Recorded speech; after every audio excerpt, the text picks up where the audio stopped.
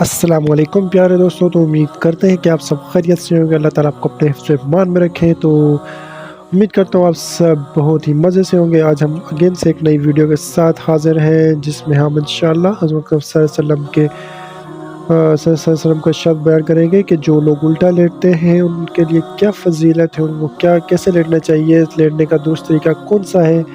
تو آج انشاءاللہ ہم اس میں شیئر کریں گے۔ تو امید کرتا ہوں اگر آپ اس چینل میں نئے ہیں تو ہمارے چینل کو سبسکرائب کر لیں اور بیل کے آئیکن کو دبا دیں تاکہ ہماری ہر لیٹسٹ ویڈیو کا نوٹیفیکیشن سب سے پہلے آپ تک پہنچ سکے۔ تو بسم اللہ الرحمن الرحیم، السلام علیکم دوستوں کے۔